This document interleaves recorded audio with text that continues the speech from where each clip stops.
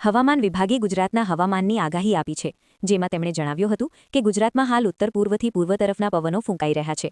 ગુજરાતમાં ઠંડા અને સૂકા પવનો ફૂંકાવાને કારણે ઠંડીનો અનુભવ થઈ રહ્યો છે. ગુજરાતમાં આગામી 7 દિવસ એટલે કે 12મી જાન્યુઆરી સુધી હવામાન શુષ્ક રહેવાની આગાહી છે. ગુજરાતમાં આગામી 5 દિવસ લઘુત્તમ તાપમાનમાં કોઈ મોટો બદલાવ નહીં થાય. કિસાન ક્રેડિટ, ખેડૂતો ખુશખબર. કિસાન ક્રેડિટ કાર્ડ યોજના કેન્દ્રીય બજેટ 2025-26માં રજૂ કરાયેલા ઐતિહાસિક વધારાઓને પગલે નવી ઊંચાઈએ પહોંચી છે. મહત્તમ ક્રેડિટ મર્યાદા સત્તાવાર રીતે અગાઉના ₹3 લાખથી વધારીને ₹1 લાખ કરવામાં આવી હોવાથી દેશભરના આશરે 7.7 કરોડ ખેડૂતો દવે તેમની ખેતી પદ્ધતિઓને આધુનિક બનાવવા માટે નોંધપાત્ર રીતે વધુ સંસ્થાકીય ધિરાણ માટે પાત્ર છે. પીએમ કિસાન નિયમમાં મોટો ફેરફાર. દેશના અન્નદાતાઓ માટે સરકાર તરફથી પ્રધાનમંત્રી કિસાન સમ્માન નિધિ યોજના ચાલી રહી છે, જે હેઠળ કરોડો ખેડૂતો નાણાકીય મદદ મેળવે છે. આ વર્ષની શરૂઆત સારું આ યોજનાનો લાભ મેળવવા માટે એક ફેરફાર કરાયો છે. કેન્દ્ર સરકારે પારદર્શકતા વધારવા અને ફ્રોડ રોકવા માટે હવે ઈ-કેવાયસીની સાથે સાથે ફાર્મર આઈડી એટલે કે FIDને પણ જરૂરી કર્યું છે. એગ્રીસ્ટેક પહેલ હેઠળ બનાવવામાં આવી રહેલી આ ડિજિટલ ઓળખ હવે યોજનાનો લાભ ચાલુ રાખવા માટે એક જાન છે. ગુજરાતના દરેક ખેડૂત પર ₹56,000નું દેવું.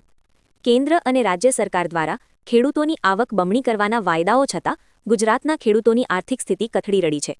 લોકસભામાં રજૂ થયેલા રિપોર્ટ મુજબ ગુજરાતના પ્રત્યેક ખેડૂતના માથે સરેરાશ ₹56,000નું દેવું છે.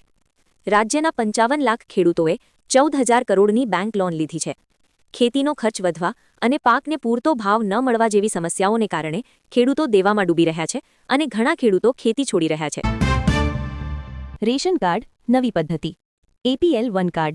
ગુજરાતમાં રેશન કાર્ડ ધારકો માટે મોટા રાહતના સમાચાર છે. હવે સસ્તા અનાજની દુકાને કલાકો સુધી લાઇનમાં ઊભા રહેવાની કે સર્વર ડાઉન હોવાને કારણે ધક્કા ખાવાની સમસ્યાનો અંત આવશે. રાજ્ય સરકાર દ્વારા અનાજ વિતરણ વ્યવસ્થામાં આધુનિક ટેકનોલોજીનો ઉપયોગ કરીને એક નવી પહેલ શરૂ કરવામાં આવી છે, જે અંતર્ગત હવે લાભાર્થીઓ માત્ર QR કોડ સ્કેન કરીને પોતાનું અનાજ મેળવી શકશે. અમદાવાદમાં સાબરમતી ઝોનમાં આ સિસ્ટમનો પાયલટ પ્રોજેક્ટ શરૂ કરી દેવામાં આવ્યો છે. આધાર યુઝર્સ માટે મોટા સમાચાર.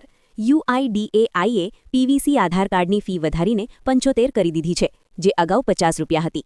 આ વધારો મટીરીયલ, પ્રિન્ટિંગ અને સુરક્ષિત ડિલિવરીના વધતા ખર્ચને કારણે કરવામાં આવ્યો છે.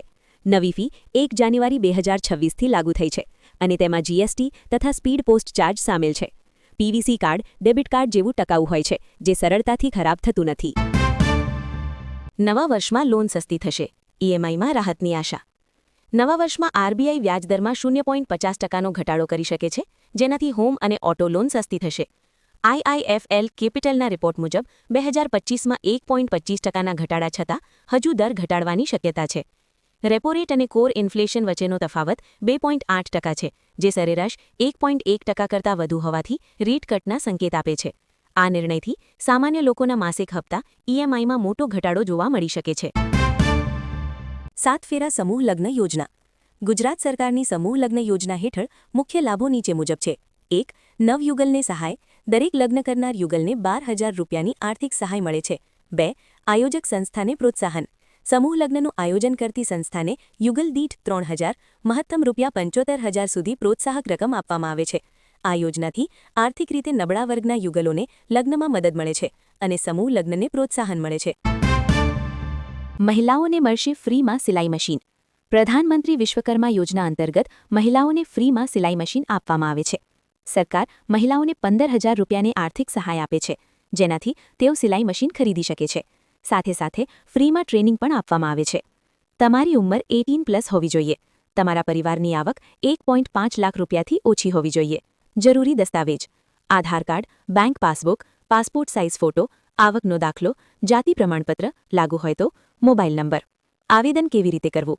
તમારા નજીકના CSC સેન્ટર પર આ યોજના માટે આવેદન કરી શકો છો. ગુજરાત તબેલા લોન યોજના. ગુજરાત સરકાર ખેડૂતોને પશુપાલન માટે મજબૂત સહાય પૂરી પાડે છે. ગુજરાત તબેલા લોન યોજના અંતર્ગત ખેડૂતોને તબેલો બનાવવા માટે ₹4 લાખ સુધીની સહાય આપવામાં આવે છે. આ યોજના દ્વારા ખેડૂતો પોતાના પશુઓ માટે સુરક્ષિત અને સ્વચ્છ તબેલા બનાવી શકે છે.